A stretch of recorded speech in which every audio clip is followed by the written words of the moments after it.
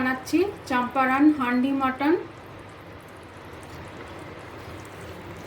Mutton handi Champaran বানানোর জন্য যে চম্পারন মশলা আগে বানাতে হবে, সেজন্য লাগছে ধনে, গোটা ধনে, ধনেটা একটু বেশি লাগবে, গোটা জিরে, গোটা গোলমরিচ, কয়েকটা ছোটো এলাচ, কয়েকটা লবঙ্গ, স্টার অ্যানিস দুটো, বড় এলাচ দুটো, দারচিনি এখানে আছে, আর জায়ফল, জয়িত্রী এতটা লাগবে না, জয়িত্রী এর অর্ধেক এইটুকু লাগবে জয়িত্রী, আর তেজপাতা। এবার পুরো মশলাটাকে শুকনো খোলায় ভেজে এটাকে গুঁড়ো করে নেব। মাটন হান্ডি চম্পারন বানানোর জন্য আমি এরকম একটা মাটির হাঁড়ি নিয়ে নিয়েছি। এবার এই হাঁড়িটার মধ্যে আমি এখানে 400 গ্রাম মাটন নিয়েছি। আমি এই মাটনগুলো দিয়ে দেবো। এখন কিন্তু আমি ওভেন অন করিনি, আগে আমি সমস্ত মশলা এর মধ্যে মাখিয়ে নেব। এখানে আমি বেশ কয়েকটা শুকনো লঙ্কা নিয়ে নিয়েছি, শুকনো লঙ্কাগুলো দিয়ে দেবো এর ভিতরে। গোটা তেজপাতা দিয়ে দেবো, কয়েকটা লবঙ্গ, কয়েকটা ছোটো এলাচ, কয়েকটা গোলমরিচ, একটু দারচিনি, আর একটা বড় এলাচ। এখানে আমি আদা রসুন পেস্ট দিয়ে দিলাম, 3 চামচ আদা রসুন পেস্ট দেবো আমি।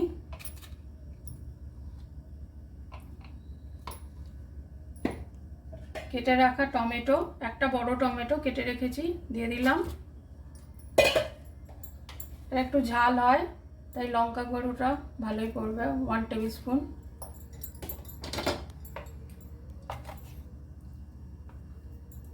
জিরে গুঁড়ো 1 টেবিল স্পুন, ধনে গুঁড়ো 1 টেবিল স্পুন, গোলমরিচ গুঁড়ো 1 টেবিল স্পুন,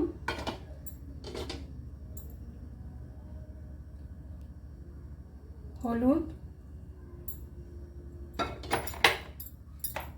নুন দিয়ে দিলাম স্বাদ মতো। এটা হলো আমি যে মশলাটা ভেজে গুঁড়ো করেছিলাম, সবটা তো লাগবে না, যতটুকু লাগবে আমার আমি ততটুকু নিয়ে নিলাম। এটা হলো চম্পারন মশলা, যেটা আমি দেখিয়েছিলাম গোটা অবস্থায়। এবারে দই দিয়ে দেবো আমি। এটা জল পড়বে না, তাই দইয়ের পরিমাণটা বেশি হবে।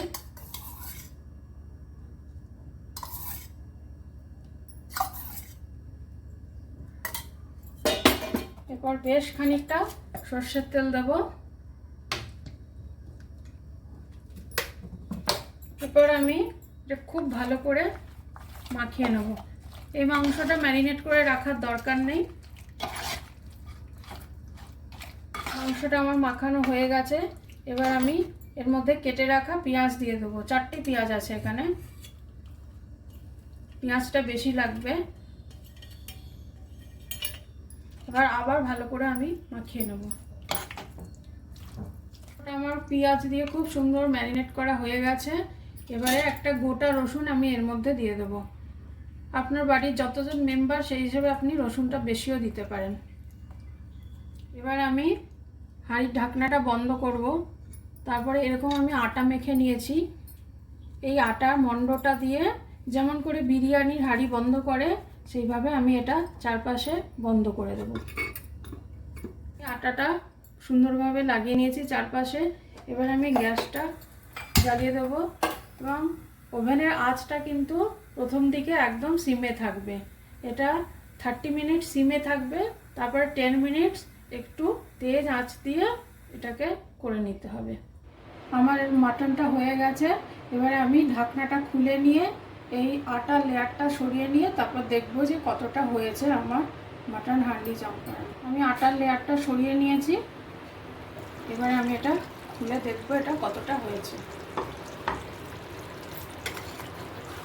মাংসটা কিন্তু হয়ে গেছে।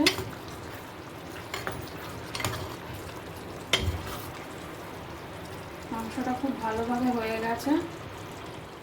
এবার আমি দেখবো মাংসটা সেদ্ধ হয়েছে নাকি। মাংস কিন্তু খুব ভালোভাবে মাটনটা সেদ্ধ হয়ে গেছে, একদম চামচ দিয়ে ভেঙে চলে যাচ্ছে। এই যে